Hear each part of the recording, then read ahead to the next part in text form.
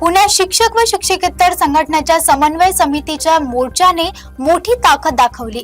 टीईटीवरील पुनर्विचार याचिका, जुनी पेन्शन योजना आणि भरती प्रक्रियेच्या मागणींसाठी जिल्हाधिकारी कार्यालयावर धडक देत सुमारे 10,000 कर्मचारी आंदोलनात सहभागी झाले। पुण्यात शिक्षक आणि शिक्षकेतर कर्मचाऱ्यांच्या प्रलंबित मागण्यांसाठी भव्य मोर्चा काढण्यात आला।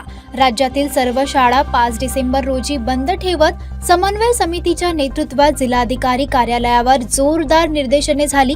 टीटी परीक्षेसंदर्भातील सर्वोच्च न्यायालयाच्या निर्णयावर पुनर्विचार याचिका दाखल करावी, शिक्षक शिक्षकेतर कर्मचाऱ्यांना जुनी पेन्शन योजना तत्काळ लागू करावी आणि शिक्षकेतर भरती प्रक्रिया त्वरित सुरू करावी अशा प्रमुख मागण्यांसाठी हजारो शिक्षक रस्त्यावर उतरले। आज शासन एका बाजूला सांगते की आरटी ऍक्ट नुसार 0 ते 14 वयोगटापर्यंत प्राथमिक शिक्षण मोफत आणि सक्तीचं आहे आणि एका बाजूला टीईटी सारखा जाचक निर्णय आमच्या शिक्षक बांधवांना लागू करत आहे। यामध्ये तफावत आहे।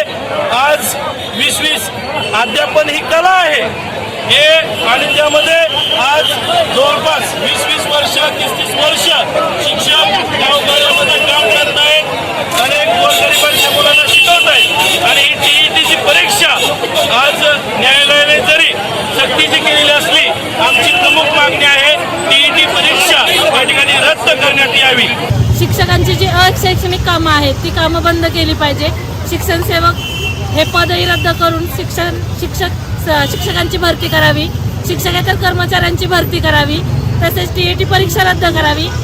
अशा विविध मागण्या घेऊन आज आम्ही येथे या शिक्षकांचा आक्रोश मोर्चा घेऊन पुणे येथे आज हजर झालेलो आहोत। केवळ पुणे जिल्ह्यातील आंदोलनातच तब्बल 10,000 कर्मचारी सहभागी झाल्याची माहिती मिळते।